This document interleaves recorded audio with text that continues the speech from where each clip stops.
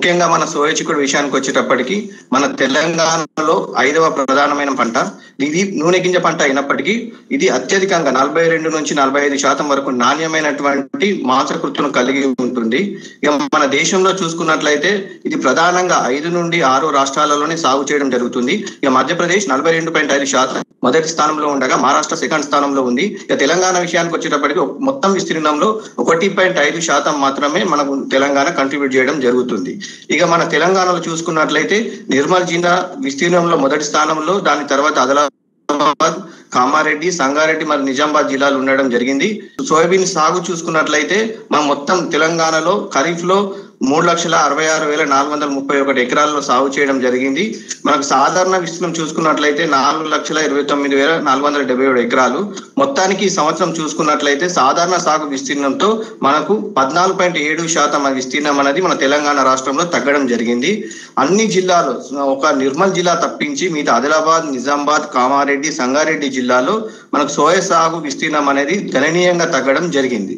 వర్షపాతం చూసుకున్నట్లయితే మన తెలంగాణలో సాధారణ వర్షపాతం వచ్చేసరికి 358.5 మిల్లీమీటర్లు ఉండగా మనకు ప్రస్తుతం 453.8 మిల్లీమీటర్ల వర్షపాతం నమోదైంది. ఇది 26.6% అని అదనంగా నమోదవడం జరిగింది. సోయాబీన్ సాగు చేసే జిల్లాలలో ప్రధానంగా ఆదిలాబాద్, నిర్మల్, నిజామాబాద్ లో అదనంగా వర్షపాతం నమోదైతే కామారెడ్డి, సంగారెడ్డిలో సాధారణ వర్షపాతం నమోదైంది.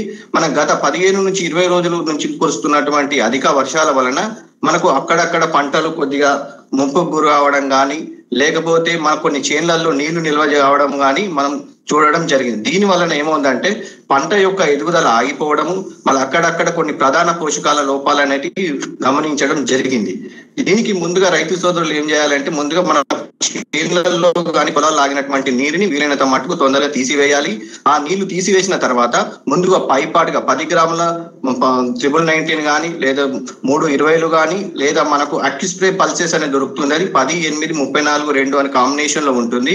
ఇది కానీ లేదా 13,045 లేదా 20 గ్రాముల యూరియా 1 లీటర్ నీటి కలుపుకొని వారం రోజుల వ్యవధిలో 2 సార్లు పిచికారీ చేయాలి. దీని తర్వాత వాటర్ మొత్తం పోయిన తర్వాత భూమి ఆరిన తర్వాత 25 కిలోల యూరియా, దానికి కార్బండిజిమ్, మాన్కోజబుల మిశ్రమాన్ని బాగా కలుపుకొని 1 ఎకరానికి సరిపోయేటట్లు వేసుకోవాలి. ఇలా వేసుకోవడం వల్ల ఏమవుతుందంటే మొక్కకు మంచి గాలి తగలడంతో పాటు మనకు భూమిలో డెవలప్ అయ్యేటువంటి ఫంగల్ నుంచి మన మొక్కను కాపాడుకొని మొక్క ఎదుగుదలకు మనము సహాయపడడానికి వీలుంటుంది. అదే విధంగా మన కలుపు యజమానికి వచ్చేటప్పటికి మనం ఎవరైతే రైతులు మన జూలై మొదటి వారంలో విత్తుకున్నారో వాళ్ళ పొలాలలో కొద్దిగా మనం గడ్డి గమనించడం జరిగింది. దీని నివారణకు ఇమజిథపైర్ 300 మిల్లీలీటర్లు లేదా మనకు ఇమజిథపైర్ ప్లస్ ఎమజామెక్స్ కాంబినేషన్ మిశ్రమం దొరుకుతుంది. అది 40 గ్రాములు లేదా ప్రాపర్టీజోఫాస్ ఇమజిథపైర్ 800 మిల్లీలీటర్లు 200 లీటర్ల నీటిలో కలుపుకొని 1 ఎకరానికి సరిపోయేటట్లు పిచికారీ చేసుకున్నట్లయితే మనం పొలాల్లో ఉన్నటువంటి వెడల్పాకు మరి గడ్డి జాతి కలుపులను సమర్థవంతంగా నివారించుకోవడానికి వీలు ఉంటుంది. అది చాలా మంది రైతులకు ఒక ఏముందంటే పూత సమయంలో మనం గడ్డి మందులు స్ప్రే చేసుకోవాలని చాలా అడుగుతూ ఉంటారు. కాకపోతే ఎప్పుడు కూడా పూత వచ్చిందంటే మనం గడ్డి మందులు స్ప్రే చేయకూడదు.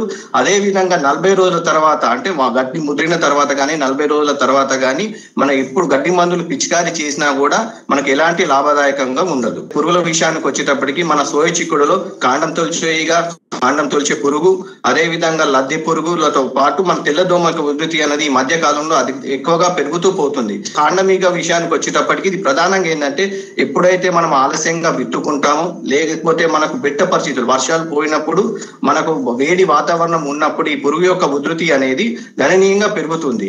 ఇది ఏంటంటే పంట మొదటి దశ నుంచి అంటే మొక్క యొక్క మొలక దశ నుంచి పంట చివరి దశ వరకు మనకు ఈ పంటలు మనం గమనించడం జరుగుతుంది.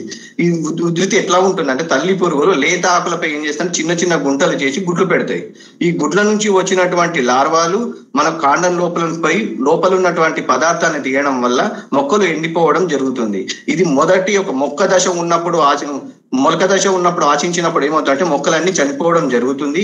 కొద్దిగా లేత దశలో వచ్చినప్పుడు మనకు గింజ సరిగా నిండకపోవడం కానీ లేకపోతే సన్న గింజలు రావడం కానీ జరిగి మనకు దిగుబడిపై ప్రభావం చూపే అవకాశం ఉంటుంది. దీని నివారణకు ముఖ్యంగా ఏంటంటే మనం గుడ్డు దశలోనే ముఖ్యంగా మనం నివారించుకోవాలి. దీనికోసం మనం 5 మిల్లీలీటర్ల వేప నూనె 1 లీటర్ నీటి కలుపుకొని పిచికారీ చేయాలి. అదే విధంగా మనం ఉధృతిని అదుపు చేయడానికి మనకు ఎకరానికి 10 చొప్పున పసుపు మరియు తెలుపు రంగు జిగుట అచ్చులు మార్కెట్లో దొరుకుతాయి. వీటిని మనము 1 ఫీట్ హైట్ లో పంటకు 1 ఫీట్ పైన పెట్టుకున్నట్లయితే మనం పురుగు యొక్క ఉధృతిని, తెల్లదోమ ఉధృతిని, కాండమీగ యొక్క ఉధృతిని అరికట్టవచ్చు. దీన్ని మనకు సాధారణంగా ఏంటంటే 1.5 గ్రాముల ఐసిఫేట్ లేదా 0.3 మిల్లీలీటర్ క్లోరాంథ్రినిప్రోల్ లేదా 1.25 మిల్లీలీటర్ ఇమిడాక్లోపిడ్ ప్లస్ బీటా సైఫ్లోథిన్ మిశ్రమం లేదా 0.5 మిల్లీలీటర్ క్లోరాంథ్రినిప్రోల్ లేదా లాంబ్డా సైఫ్లోథిన్ మిశ్రమాన్ని లీటర్ నీటి కలుపుకొని పిచికారీ చేసినట్లయితే మనం ఇక పురుగు యొక్క ఉధృతిని సమర్థవంతంగా అరికట్టవచ్చు. కాండం తొలిచే పురుగు ఇది కూడా మనకి ఏంటంటే కాండమీగతో పాటు సమానంగా మన పంటను నష్టపరుస్తూ వస్తుంది.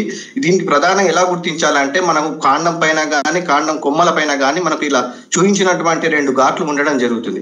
ఈ ఘాట్లను పట్టుకొని మనం కాండం తొలిచే పురుగు మనకు ఆశించినట్టు గుర్తించవచ్చు. అదే విధంగా కొమ్మ యొక్క చివరి భాగాలు మనకు ఎండినట్టు కనిపిస్తుంటాయి. ఈ 2 లక్షణాలను బట్టి మనం కాండం తొలిచే పురుగు ఆశించినట్టు మనము గుర్తించవచ్చు. దీని నివారణకు ఇప్పుడు మన పిక్చర్ లో చూస్తున్నట్టు మనకి కొమ్మ యొక్క చివరి భాగాలు జరిగింది. దీని నివారణకు ఏవైతే కాండం మీగ యొక్క సస్యరక్షణ చర్యలు చేపట్టామో అదే విధంగా కాండం తొలిచే పురుగు కూడా మనం పనిచేయడం జరుగుతుంది. ఇక్కడ మన రైతులు గమనించాల్సింది ఏంటంటే ఎప్పుడైతే ఈ మధ్య కాలంలో మనకు తెల్లదోమ ఉధృతి అధికంగా పెరుగుతుంది కాబట్టి తెల్లదోమ ఉధృతి ఉన్నప్పుడైతే సింథటిక్ పైరస్ ముందు చెప్పినట్టు కాంబినేషన్ లో సైపర్మెథ్రిన్ సంబంధించినటువంటి ఎట్టి పరిస్థితుల్లో పిచికారీ చేయకూడదు. వీటికి ప్రత్యామ్నాయంగా 0.3 మిల్లీలీటర్ల క్లోరాంథ్రినిప్రోల్ లేదా 0.5 గ్రాముల ఇమామెక్టిన్ బెంజోయేట్ లీటర్ నీటి కలిపి పిచికారీ చేసుకున్నట్లయితే కాండమీగను కానీ లేదా కాండం తొలిచే పురుగును సమర్థవంతంగా అరికట్టవచ్చు. పొగాకు లద్దె పురుగు ఇది ఏంటంటే మనకు ముసురు పెట్టిన వాతావరణం కానీ మబ్బులతో కూడినటువంటి వాతావరణం ఉన్నప్పుడు ఈ పురుగు యొక్క ఉధృతి అనేది పెరగడం జరుగుతుంది. ఈ పురుగు అనేది మొక్క యొక్క అన్ని దశలలో రావడం జరుగుతుంది. తల్లి పురుగులు ఆకు అడుగు భాగాన గుంపుల గుడ్లు పెడతాయి. ఆ గుడ్ల నుంచి వచ్చినటువంటి లార్వాలు మా ఆకుల పైన ఉన్నటువంటి పత్రాన్ని గీకి తినడం వల్ల ఆకులన్నీ జిల్లెడగా మారిపోతాయి. ముఖ్యంగా ఇది ఏంటంటే ఆకుపైన ఎక్కువ డ్యామేజ్ చేయడం జరుగుతుంది. ఒకవేళ ఉధృతి అధికంగా అయినప్పుడు మాత్రం పువ్వులను కానీ కాయలని డ్యామేజ్ పరచడం వలన మనకు పంట యొక్క దిగుబడి తగ్గే అవకాశం ఉంటుంది. దీని నివారణకి ఏంటంటే విషపురే ఎకరానికి 10 కిలోల తవుడు, 2 కిలోల బిల్లం మరియు 750 మిల్లీలీటర్ల క్లోరోపైరిఫాస్ ని కలుపుకొని బాల్స్ గా చేసి మనం చేనులో చల్లుకున్నట్లయితే దీని యొక్క పురుగు యొక్క ఉధృతిని తగ్గించవచ్చు. అలాగే ఒక ఎకరానికి 8 నుంచి 10 లింగాకర్షణ బుట్టలు ఏర్పాటు చేసుకోవాలి. దీనికి తోడు మనకు గుడ్డు దశను ఏ పురుగునైనా కానీ గుడ్డు దశలో అరికట్టడం వల్ల అనేది చాలా ఉత్తమమైన మార్గం. దీనికి 5 మిల్లీలీటర్ల వేప నూనెని 1 లీటర్ నీటిని కలుపుకొని పిచికారీ చేయాలి. ఒక పురుగు యొక్క ఉధృతి మనకు అక్కడక్కడ కనిపించినట్లయితే 2.5 మిల్లీలీటర్ క్లోరోపైరిఫాస్ లేదా 0.3 మిల్లీలీటర్ల క్లోరాంథ్రినిప్రోల్ కలిపి పిచికారీ చేయాలి. లేదా 0.5 గ్రాముల ఇమామెక్టిన్ బెంజోయేట్ లీటర్ నీటి కలుపుకొని పిచికారీ చేసుకోవాలి. ఈ మధ్య కాలంలో మనం చూస్తున్నాం చాలా మటు ఫార్మర్స్ నుంచి కంప్లైంట్స్ ఏంటంటే పల్లాకు తెగులు యొక్క సమస్య అనేది రోజు రోజుకు పెరుగుతుంది. ఇది ప్రధానంగా ఏంటంటే తెల్లదోమ ద్వారా వ్యాపించడం జరుగుతుంది. ముఖ్యంగా ఇది ఏంటంటే బెట్ట పరిస్థితులు అంటే బెట్ట పరిస్థితుల్లో ఉన్నప్పుడు పల్లాకు యొక్క సమస్య అనేది పెరుగుతూ ఉంటుంది. ఈ తెగులు సోకిన యొక్క మొక్కలు మన పిక్చర్ లో చూపించినట్టు మనకు మొత్తం పసుపు రంగులోకి మారిపోయి మనకు దిగుబడిపై గణనీయంగా ప్రభావం చూపుతుంది. ఇది 30% నుండి 100% పంట దిగుబడిపై ప్రభావం చూపేటువంటి తెగులు. అదే విధంగా తెల్లదోమ ఉధృతి మనకు అక్కడ మొదట తక్కువ మోతాదులో కనిపించినప్పుడు 0.3 గ్రాముల ఎస్టామిప్రైడ్ లేదా 2 మిల్లీలీటర్ల ఫిప్రోనిల్ లీటర్ నీటి కలుపుకొని పిచికారీ చేయాలి. మరీ ఉధృతి ఎక్కువగా ఉన్నట్లు అనిపించినట్లయితే 1.25 గ్రాముల డైఫెన్థ్యూరాన్ లీటర్ నీటి కలుపుకొని మనం పిచికారీ చేసుకోవాలి. మధ్యకాలంలో మనకు ఆంథ్రాక్నోస్ ఆకుమచ్చ మరియు కాయకొల్లు తెగులు అనే ఉధృతి కూడా రోజు రోజుకు పెరగడం గమనిస్తున్నాం. ఇది ఏంటంటే ముసురుతో కంటిన్యూస్ గా మనకు ముసురు పెట్టినట్టు వర్షం పడి ఆ తర్వాత ఇమీడియట్ గా ఏంటంటే వాతావరణం ఒకటేసారి ఎండలతో వేడెక్కడం వలన ఈ ఆంథ్రాక్నోస్ స్పాట్ బ్లైట్ యొక్క ఉధృతి అనేది రోజు రోజుకి పెరుగుతూ ఉంటుంది. దీని తెగులు యొక్క లక్షణాలు అంటే మనకు చూపినట్టు ఆకుల పైన కానీ పత్రపీఠం పైన కానీ మరి అదేవిధంగా కాండం పైన చివరికి విత్తనం పైన కూడా మనకు ఈ తెగులు యొక్క లక్షణాలు కనిపిస్తాయి. ఇది మనకు పంట దిగుబడిని తగ్గించడమే కాకుండా మార్కెట్ లో మనకు పంటకు వచ్చేటువంటి రేటును కూడా తగ్గించేటువంటి తెగులు. ఇక్కడ మనం చూస్తున్నట్టు ముందు ఎప్పుడైతే మన కాయలు గింజలు ఏర్పడతాయి అప్పుడు అధిక వర్షాలు పడ్డప్పుడు ఈ తెగులు ఆశించింది అనుకోండి మనకు కాయలు గింజలు అనేది నిండవు. దాని వల్ల మొత్తం కాయలన్నీ తాల్సి ఏర్పడేటువంటి అవకాశం ఉంటుంది. ఒకవేళ గింజ నిండిన తర్వాత చివరి దశలో మనకు ఉధృతి అధికంగా అయినట్లయితే మనకి కాయపై చూపించినటువంటి రింగులు ఉన్నటువంటి మనకు రింగ్స్ అనేది మనకు కనబడడం జరుగుతుంది. మరీ ఏర్పడిన తర్వాత ఇంకా వర్షాలు కంటిన్యూస్ అవుతే మన గింజ లోపలికి మన స్క్లీరోషియం బాడీస్ అనేది లోపలికి పోవడం వల్ల ఈ మనకు వచ్చేటువంటి గింజ యొక్క నాణ్యత అనేది క్రమంగా తగ్గిపోతుంది. దీనికి దిగుబడి పైన ప్రభావం చూపకుండా మార్కెట్ లో కూడా మనకు రేట్ అనేది తగ్గడానికి అవకాశం ఉంటుంది. ఈ తెగులు నివారణకు ముందస్తుగా మనం ఏం చేయాలంటే పూత సమయంలోనే 2.5 గ్రాముల టెబుకోనజోల్ ప్లస్ సల్ఫర్ మిశ్రమాన్ని లేదా 1 గ్రాము టెబుకోనజోల్ లేదా 1 మిల్లీలీటర్ ప్రాపికోనజోల్ 1 లీటర్ నీటి కలుపుకొని పిచికారీ చేసినట్లయితే ఈ తెగులును సమర్థవంతంగా అరికట్టవచ్చు. వీటికి తోడు వేరుకులు మనకి ఈ మధ్య అధికంగా వర్షాలు కురుస్తున్నాయి. దానికి తోడు మన చేళ్లలో నీళ్లు ఎక్కడైతే ఆగినాయో అక్కడ మనకు వేరుకులు యొక్క తెగులు యొక్క సమస్య అనేది గమనించడం జరుగుతుంది. దీనికి ముఖ్యంగా ఏంటంటే మన చేనుల నుంచి మొదటగా మనం నీటిని తీసివేయాలి. నీటిని వేసిన తర్వాత 3 గ్రాముల కాపర్ ఆక్సిక్లోరైడ్ లేదా 1 గ్రాము కార్బన్ డైజిన్ 1 లీటర్ నీటి కలుపుకొని మొక్క చుట్టూ బాగా తడిచేటట్టు మనం భూమిని తడపాలి. ఈ మధ్య కాలంలో మనకు అక్కడక్కడ సోయాబీన్ మొజాయిక్ తెగులు యొక్క ఉధృతి అనేది పెరిగిపోతుంది. ఇది సాధారణంగా ఏంటంటే చల్లని వాతావరణం ఉన్నప్పుడు వర్షాలు పడ్డప్పుడు ఈ తెగులు యొక్క ఉధృతి అనేది పెరుగుతుంది. ఈ తెగులు ఏంటంటే టిపికల్ గా ఏంటంటే 18 నుంచి 20 డిగ్రీల ఉష్ణోగ్రత ఉన్నప్పుడు మాత్రమే దీని తెగులు యొక్క ఎక్స్ప్రెస్ చేస్తుంటాయి, లక్షణాలన్నీ కనిపిస్తుంటాయి. ఎప్పుడైతే ఉష్ణోగ్రత 30 కానీ 30కి పైన ఉన్నప్పుడు తెగులు ఉంటుంది, కానీ దీని తెగులు యొక్క లక్షణాలు మనకు కనపడవు. ఇది ప్రధానంగా ఏంటంటే పేనుబంక ద్వారా వ్యాప్తి చెందినటువంటి తెగులు. ఈ తెగులు ఆశించినప్పుడు ఈ పిక్చర్లో చూపించినట్టు ఆకులన్నీ కూడా నులికండ ఆకారం స్పెండిల్ షేప్ అంటాం, స్పెండిల్ షేప్ లోకి మారి ఆకులన్నీ కింది వైపు ముడతలు పడడం జరుగుతుంది. ఈ తెగులు యొక్క ఉధృతి మరీ ఎక్కువగా ఉన్నట్లయితే మన ఆకులన్నీ పసుపు రంగులోకి మారిపోవడం జరుగుతుంది. ఈ తెగులు ముఖ్యంగా ప్రధానంగా ఏంటంటే మనకు ఒకే రకమైన విత్తనాన్ని ఎక్కువ కాలంగా వాడడం లేకపోతే నాణ్యమైన విత్తనం వాడకపోవడం వలన ఈ తెగులు యొక్క ఉధృతి అనేది పెరగడానికి అవకాశం ఉంటుంది. కాబట్టి రైతులు 1, 2, 3 రకాలను 2-3 సంవత్సరాలకు ఒకసారి మారుస్తూ మనం రకాలని ఎంపిక చేసుకోవాలి. అదే విధంగా ఎట్టి పరిస్థితుల్లో పంటల కలుపు లేకుండా చూసుకోవాలి.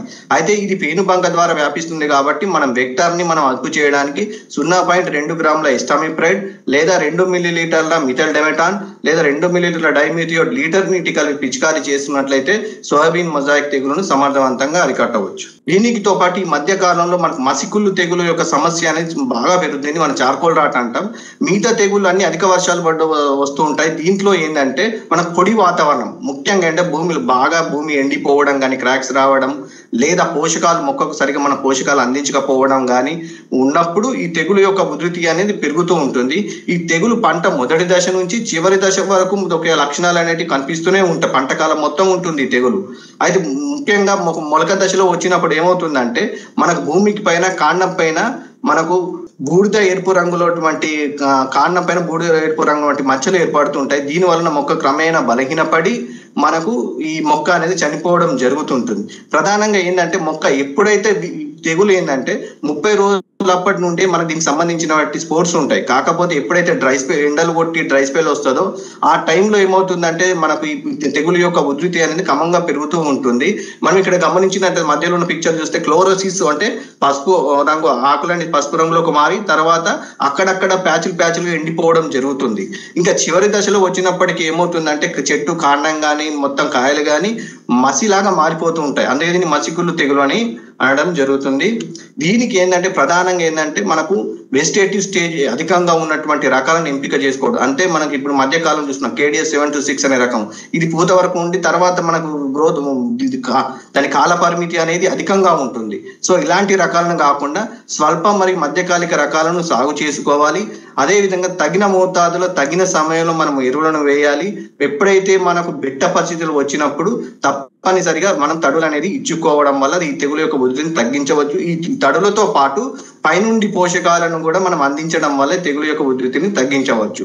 ఇక ముందస్తు చర్య పూత సమయంలోనే వచ్చిన తర్వాత మనం ఏమీ చేయలేం. డిసీజ్ వచ్చిన తర్వాత పూత సమయంలోనే ముందస్తు చర్యగా 2.5 గ్రాముల టెబుకోనజోల్ ప్లస్ సల్ఫర్ మిశ్రమాన్ని లేదా 1 గ్రాము టెబుకోనజోల్ లీటర్ నీటి కలుపుకొని పిచికారీ చేసినట్లయితే ఈ తెగులు రాకుండా ముందనే అదుపు చేసుకోవచ్చు. నెక్స్ట్ వచ్చేసి సర్కోస్పోరా ఆకుమాడు లేదా ఉదాహరణ విత్తన తెగులు. దీన్ని ఏంటంటే ప్రధానంగా ఏంటంటే మనం మబ్బులతో కూడిన వాతావరణం దానికి అధిక వర్షాలు పడ్డప్పుడు ఈ తెగులు యొక్క ఉధృతి అనేది అధికంగా పెరుగుతుంది. ప్రధానంగా ఏంటంటే పూత నుండి పూత దశ వరకు రావడం జరుగుతుంది. ఇది ఇది కూడా ప్రధానంగా ఏంటంటే మన పంట దిగుబడితో పాటు మార్కెట్ లో రేటును కూడా తగ్గించేటువంటి తెగులు. గింజలన్నీ కూడా ఉదారంలోకి మారిపోయి నాణ్యత అనేది తగ్గిపోయేటువంటి అవకాశం ఉంది. ప్రధానంగా మొక్క అడుగు భాగంలో ఉన్నటువంటి ఆకుల పైన మనకి ఇలాంటి మచ్చలు గమనించడం జరుగుతుంది.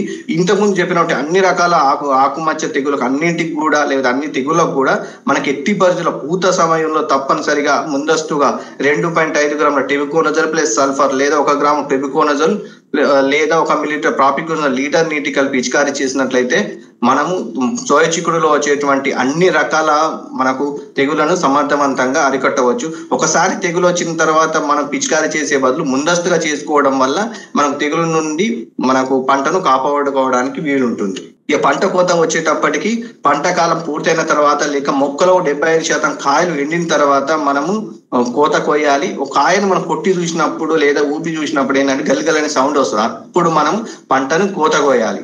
అదే విధంగా ఏంటంటే మనకి ఈ మధ్య కొన్ని రకాలు ఉంటాయి. కాయ ఎండుతుంది కానీ కట్టే ఎండదు. దానివల్ల రైతులు మనం కోయకుండా దాన్ని కొద్దిగా ఆపడం అనేది జరుగుతుంది. దానివల్ల ఏమవుతుందంటే ఎప్పుడైతే మనం మిషన్ హార్వెస్ట్ చేస్తున్నప్పుడు కానీ మనుషులను పెట్టి కోస్తున్నప్పుడు కానీ మన గింజ రాలిపోయేటువంటి అవకాశం ఉంది. కావున మనకు తగిన సమయంలో అంటే 17 నుంచి 18% తేమ ఉన్నప్పుడు చూసుకొని మనం పంటను కోసుకున్నట్లయితే గింజ రాలిపోయేటువంటి సమస్యను కూడా మనము అధిగమించవచ్చు. అదే విధంగా కోత కోసిన తర్వాత రైతులు మన చేనులలో పొలాల్లో అట్లనే మనం కుప్పలు వేసుకుంటాం. ఒకవేళ మబ్బులు ఉన్నట్లయితే ఒకటేసారి పెద్ద కుప్పలు వేసుకోండి, లేకపోతే అట్లనే పొలాల్లో ఆరనివ్వాలి. ఒకవేళ కుప్పలు వేసుకున్న తర్వాత మనం టార్పలిన్స్ కప్పుతుంటాం జనరల్ ప్రాక్టీస్ గా.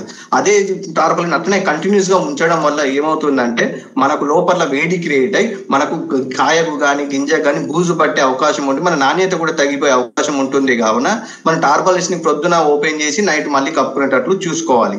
వీలైనంత త్వరగా మనం నూర్పిడి చేసుకోవాలి. నూర్పిడి చేసుకున్నంత తర్వాత గింజలను 8 నుండి 10% తేమ వచ్చేటట్టు ఎండలో బాగా ఎండబెట్టుకొని గోనె సంచిలో నిలుపుకొని మనము మార్కెట్ లో అమ్ముకోవాలి. పరిస్థితులు వచ్చినప్పుడు ఎట్టి పరిస్థితుల్లో నీటి తడులు ఇవ్వండి. లేకపోయినా సరే మన పైపాటుగా మనకు 13045 కానీ యాక్టివ్ పల్సెస్ కానీ స్ప్రే చేయడం వల్ల మనకు పంట యొక్క ఆశించేటువంటి చీడపీలను కాపాడుకుంటూ అధిక దిగుబడి పొందడానికి అవకాశం ఉంటుంది.